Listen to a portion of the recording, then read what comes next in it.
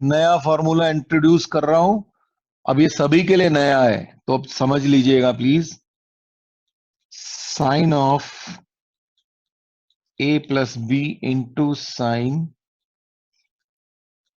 A minus b is equal to sine square a और minus sine square B. वैसा ही है, ए plus b और a minus b वाला formula होता है a square minus b square, ये आपका फॉर्मूला होता है, ठीक है ना। तो sine a plus b into sine a minus b is equal to sine square a minus sine square B.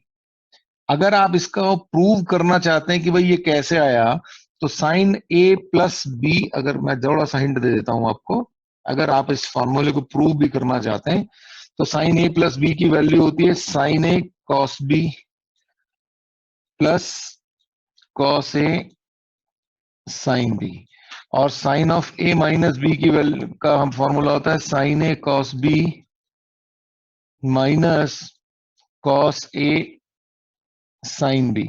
इसको मल्टीप्लाई करिए जहां जहां पे, तो साइन ए कॉस बी प्लस कॉस ए साइन बी, इसको आप मल्टीप्लाई कर लेंगे जहां जहां पे कॉस स्क्वायर बी आएगा, बेसिकली कॉस स्क्वायर वाली जो टर्म्स आएंगी उनको आप वन माइनस साइन स्क्वायर से चेंज कर लेना, ये फॉर्मूला ऑटोमेटिकली डेवलप हो जाएगा।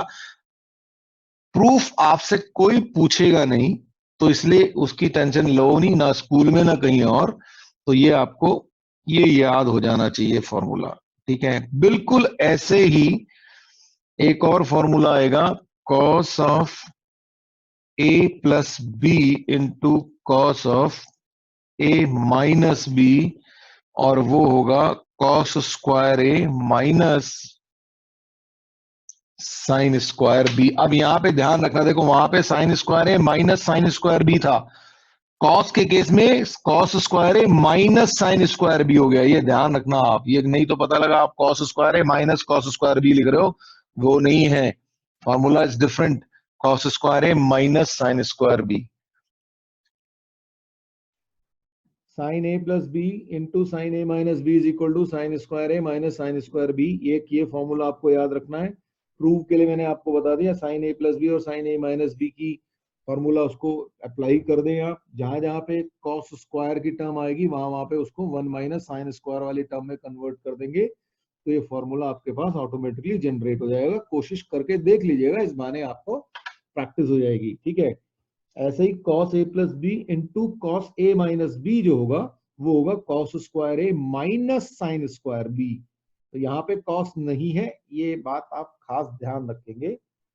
और दो फॉर्मूले और लिख लें, टू साइन ए कॉस बी, तो टू साइन ए कॉस बी। अच्छा, साइन ए कॉस बी आपको ध्यान होना चाहिए कहां पे आता है, साइन ए प्लस बी और साइन ए माइनस बी के फॉर्मूला में। तो अगर मैं उन दोनों को ऐड कर दूं तो ये जनरेट हो जाएगा ऑटोमेटिकली। तो sine a plus B plus sign a minus B, देखिए अगर आप इनको ओपन करेंगे, दोनों ब्रैकेट दोनों फॉर्मूलाज को अप्लाई करेंगे, साइन ए प्लस बी और साइन ए माइनस बी को, तो माइनस दो टर्म्स कैंसिल हो जाएंगी, साइन ए कॉस बी वाली, तो आपके पास सॉरी कॉस ए साइन बी वाली, तो टू साइन ए कॉस बी आ जाएगा आपके पास। ऐसे ही अगर आपको ये लिखना हो, two cos A cos B,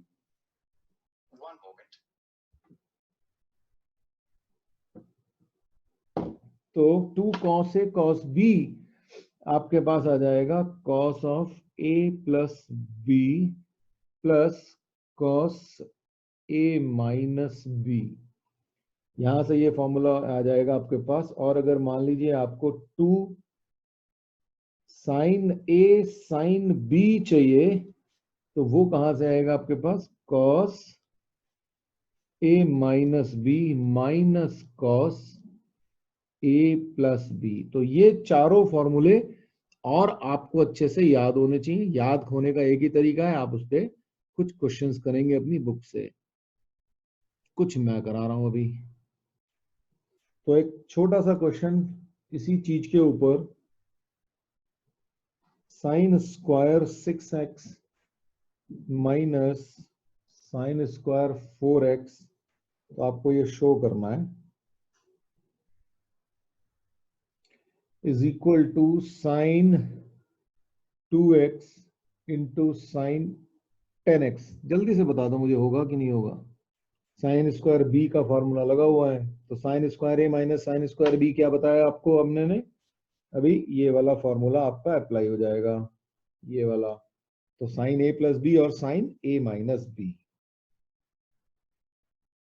तो ये हो गया आपका a, इसको मन में सोच लें आप, इसको मन में सोच लें b, तो sine square a minus sine square b is equal to होता है sine of a plus b यानी कि 6x प्लस 4x और into sine of a minus b, तो 6x माइनस 4x, तो sine of 10x into sine of 2x। I hope this is clear. तो अब आपके पास दिया, शो दैट cos स्क्वायर 33 डिग्री minus cos square 57 degree divided by sine square 21/2 minus sine square 69/2 is equal to minus √2। जरा try करिए, formula आपके पास है साइन स्क्वायर और cos स्क्वायर के, है ना।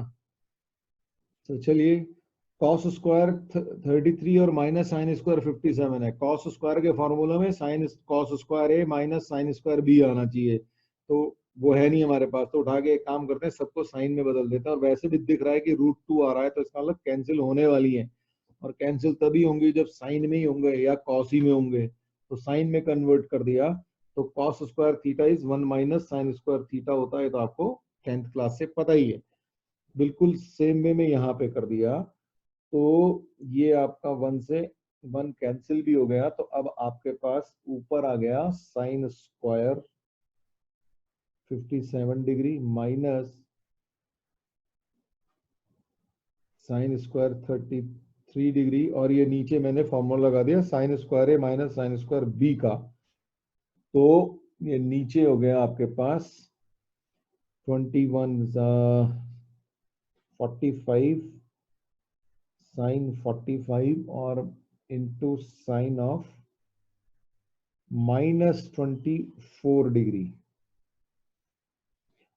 ओके, ऊपर फिर से फॉर्मूला लगा दें, तो ऊपर आ जाएगा हमारे पास sine of 57 plus 33 into sine of 57 minus 33, sine 45 होता है 1/√2, और ये sine of minus theta is minus sine theta, तो ये माइनस बाहर लिख देता हूं, साइन ऑफ 24 डिग्री।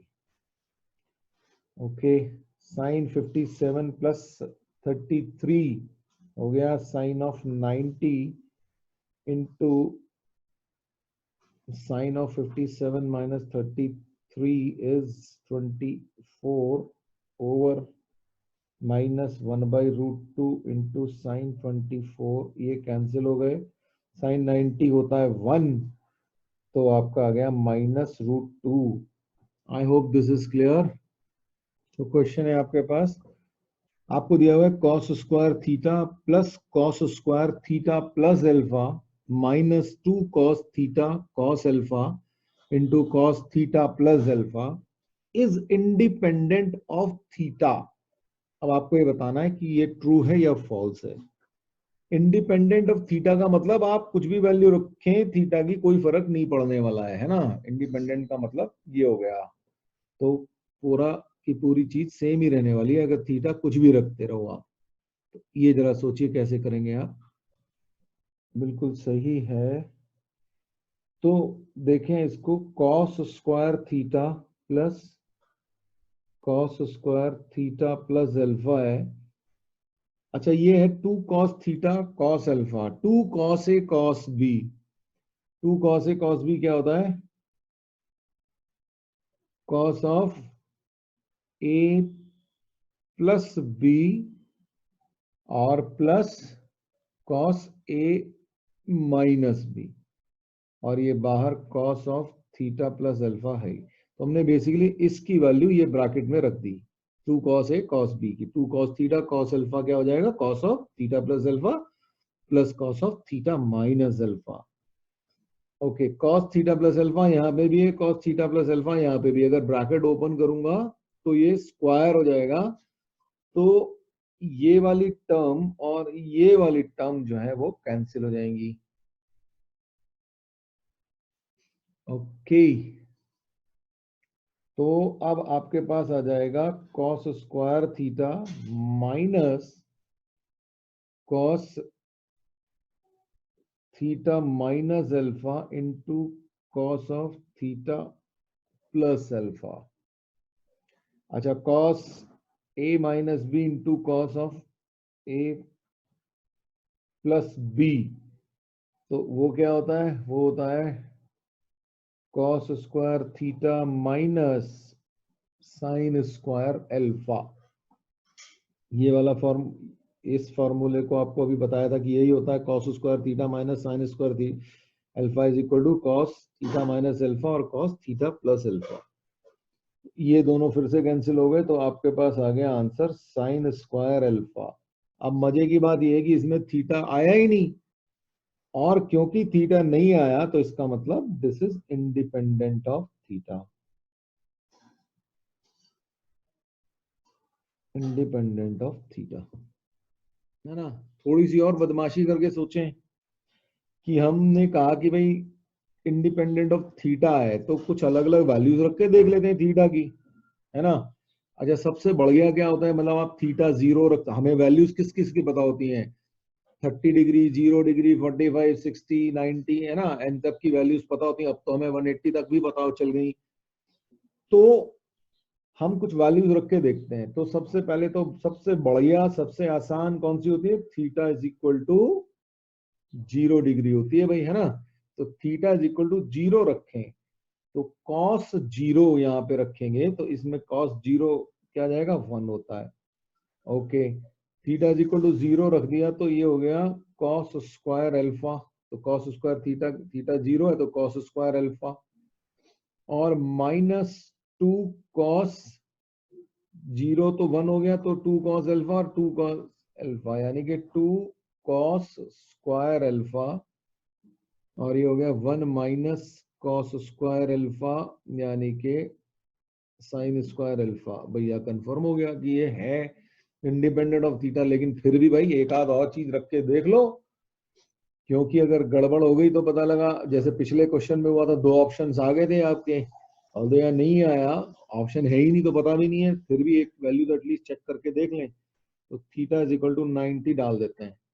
अब थीटा 90 का मतलब कॉस 90 तो 0 होता है, तो पहली term 0 plus cos square 90 plus alpha, ये हो गया आपके पास, और यहां से क्या हो गया आपके पास? माइनस 2 कॉस 90, तो ये तो हो गई 0 अगली वाली टर्म, कॉस 90 0 होते ही माइनस 0 हो गया। ठीक है, तो अब आपके पास हो गया कॉस स्क्वायर 90 प्लस अल्फा।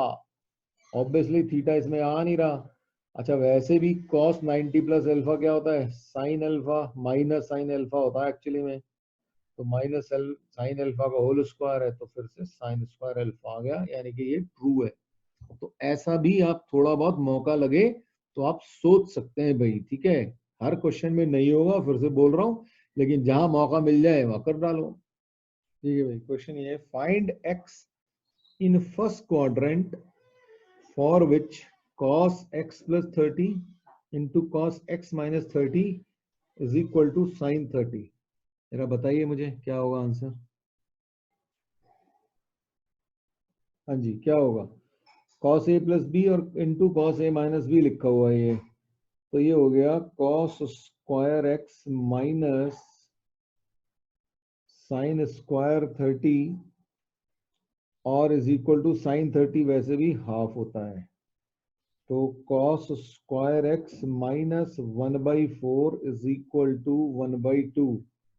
तो cos square x is equal to हो गया 1/2 प्लस 1/4, यानी कि 3/4। तो cos x हो गया √3/2 और माइनस √3/2, और स्मॉलेस्ट चाहिए तो x जो है वो 30 डिग्री हो जाएगा आपका, ठीक है ना, क्योंकि स्मॉलेस्ट चाहिए तो फर्स्ट क्वाड्रेंट में आना चाहिए। और पहले लिखा है इसने फर्स्ट क्वाड्रेंट में, फर्स्ट क्वाड्रेंट में कॉस जो है पॉजिटिव होता है, तो इसलिए ये तो हम रिजेक्ट कर देंगे। तो एक्स अगर और फिर एक्स एंगल निकालना है तो वो 30 डिग्री के लिए हो जाएगा। ये बताइए अभी तक क्लियर हुआ कि नहीं हुआ? अच्छा, अब मैं थोड़ा सा मान लीजिए, ये तो एक सिंपल सा सवाल हो गया, ठीक है। अब यही सवाल अगर कंपटीशन में पूछा जाए ना आपसे, तो वो क्या करेगा, वो कहेगा भैया अच्छा ये कंडीशन तो, वो कहेगा अगर इसके सॉल्यूशंस, अब ये फर्स्ट क्वाड्रेंट की बात ही नहीं करेगा, ठीक है, यही क्वेश्चन रहेगा, थोड़ा सा बदलेगा, कहेगा if solutions are alpha beta gamma and delta such that alpha is smaller than beta और अल्फा इज ग्रेट, ये भी हो गया 0 से बड़ा है, less than beta, less than gamma, less than delta, find alpha beta gamma delta where alpha beta gamma delta are smallest angles, ठीक है। अब आप देखो क्वेश्चन सेम रहा, उसने चीजें बदल दी। अब आपसे कह रहा है कि भैया अल्फा बीटा गामा डेल्टा है, अगर ये आपके पास इक्वेशन हो तो इसके जो सॉल्यूशंस हैं वो 4 आ रहे हैं, वो बोल रहा है, ठीक है, अल्फा बीटा गामा डेल्टा, और उसके लिए कंडीशन दे दी कि भाई अल्फा बीटा से छोटा है, बीटा गामा से छोटा, और डेल्टा जो है ये सबसे बड़ा है। ऐसी कंडीशन दे दी, तो कह रहा है अब बताओ जी ये अल्फा बीटा गामा डेल्टा है क्या। या फिर वो पता क्या करेगा, वो कहेगा अच्छा ठीक है, alpha plus beta plus gamma plus delta, इसकी वैल्यू बता दो क्या है। ऐसे क्वेश्चन के ऑप्शन बनाना हो तो ऐसे कर देगा कि then sum of alpha plus beta plus gamma plus delta is equal to this this this, now you have to put the option. तो इस वे में आप इसी क्वेश्चन को कंपटीशन का बन जाएगा ये। तो जरा आप सोचिए क्या होगा फिर। चलिए जी जरा देखें तो होगा क्या। यहां से आपकी दो वैल्यूज आ गई हैं, ठीक, एक तो x इज इक्वल टू 30 आ गया। अच्छा मैंने आपको बताया था कि x अगर एक वैल्यू है तो दो क्वाड्रेंट में होगा, है ना। तो x एक तो आ गया 30 डिग्री, और cos की वैल्यू है 30 डिग्री, और पॉजिटिव है। तो पॉजिटिव cos कौन कौन से क्वाड्रेंट में होता है, ये फर्स्ट क्वाड्रेंट, ये सेकंड क्वाड्रेंट, ये थर्ड क्वाड्रेंट, और ये फोर्थ क्वाड्रेंट।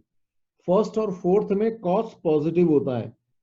तो cos पॉजिटिव यानी कि अगर x इज इक्वल टू 30 आया तो इसका मतलब क्या हो गया, x इज इक्वल टू, एक तो 30 हो ही गया, दूसरा क्या हो सकता है 360 माइनस 30 डिग्री, क्योंकि cos 360 माइनस 30 भी आपका पॉजिटिव होता है। तो एक तो हो गया 30 और दूसरा हो गया 330। तो ये दो ऑप्शन आ गए x के व्हेन x इज 30 डिग्री। अच्छा दूसरा ऑप्शन आया -√3/2। अब अगर x जो है -√3/2 है तो x कहां कहां पे है, x सेकंड क्वाड्रेंट में हो सकता है और थर्ड क्वाड्रेंट में हो सकता है। अच्छा ये होती है 30 डिग्री के लिए, लेकिन 180 माइनस थीटा हो जाएगा ये, है ना। तो ये हो गया x is equal to 180 minus 30, और एक तो 180 माइनस 30, तो ये थर्ड क्वाड्रेंट में आ गया आपके पास, ये यहाँ पे कहीं आ जाएगा, है ना। यहां से लेके ये यहां तक का एंगल हो गया 180 माइनस 30 डिग्री, और दूसरा एंगल ये यहां पे आ जाएगा, और वो एंगल क्या हो जाएगा आपका 180, यहां से लेके यहां तक का एंगल 180 प्लस 30, तो दूसरा हो जाएगा 180 प्लस 30 डिग्री। तो दो एंगल हो गई, चार वैल्यूज।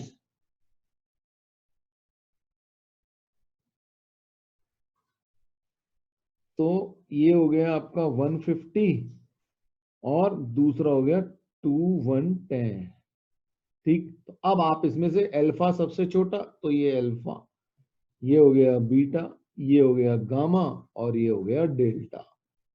ये आपका ऑप्शंस आ गए भाई। आई होप दिस इज क्लियर। ठीक है ना, तो नेगेटिव एंगल आप नहीं ले सकते हैं, तो यही आपको पॉजिटिव एंगल लेने पड़ेंगे। क्लियर हो गई बात?